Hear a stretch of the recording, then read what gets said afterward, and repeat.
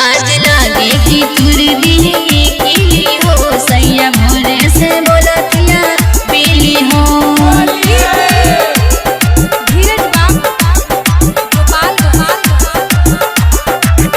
सैया होली में चल गइल दिल्ली हो, बोला कैसे खटिया हिली हो, कैसे खटिया हिली हो। सैया होली में चल गइल दिल्ली हो, बोला कैसे खटिया हिली हो।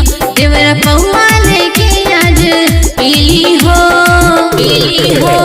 आज लागे कि तुर दी हिली हो, सैया भोरे से बोलतिया पीली हो।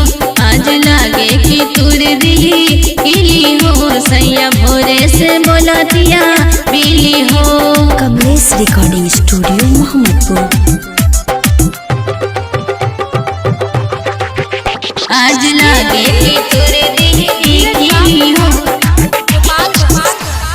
छोड़ी के धन दीपक चल गइला दिल्ली। आई मत तोहरा के कुछ नहीं मिली, आई मत तोहरा के कुछ नहीं मिली। छोड़ी के धन दीपक चल गइला दिल्ली। आई मत तोहरा के कुछ नहीं मिली। सूरज भंगिया समझ के हमके पीली हो, पीली हो।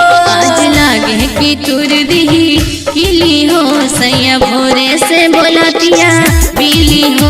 आज लागे कि तुर दी हिली हो, सैया भोरे से बोलतिया पीली हो। Kamlesh recording studio